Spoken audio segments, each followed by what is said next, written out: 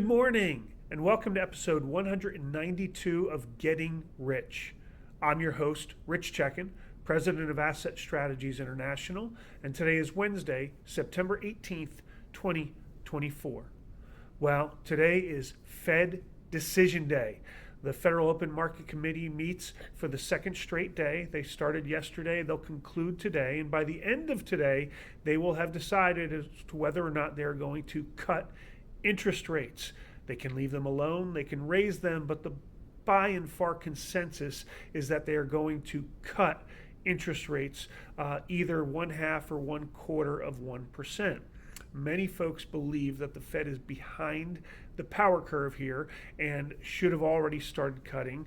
So they feel that a 1/2 point or 50 basis point rate cut is in the cards. We shall see at 2 o'clock today, and we'll hear comments from Fed Chairman Jerome Powell at 2:30 today, backing up that decision by the Fed.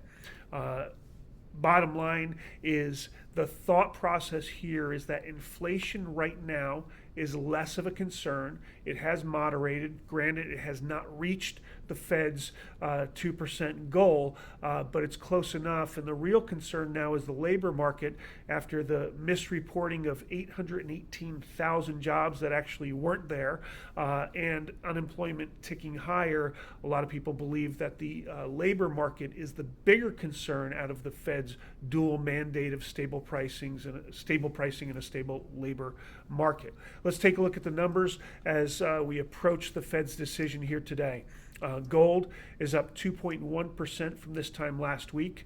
It's trading at $2,576.40 an ounce. It was $2,522.40 last week. Silver's up 6.2%. Big surge this past week, primarily late last week. It's up to $30.67 an ounce. It was $28.87 last week.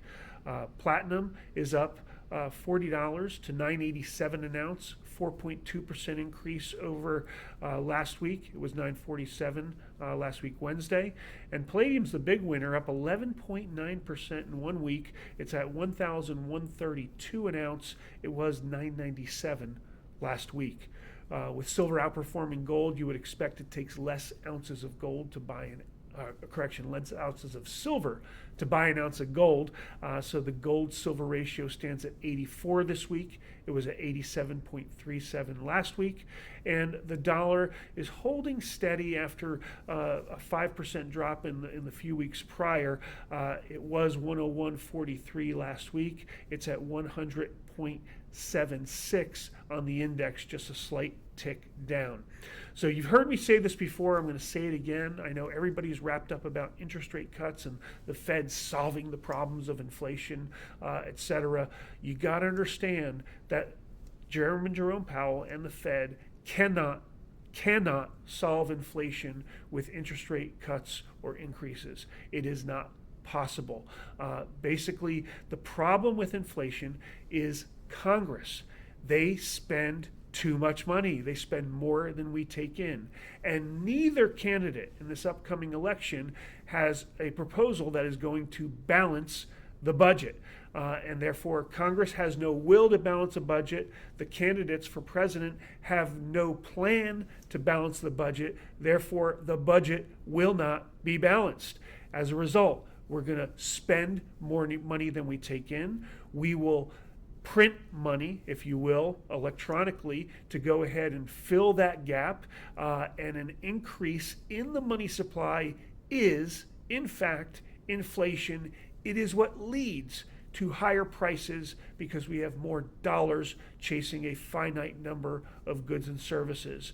So understand, it really doesn't matter what Chairman Jerome Powell does today.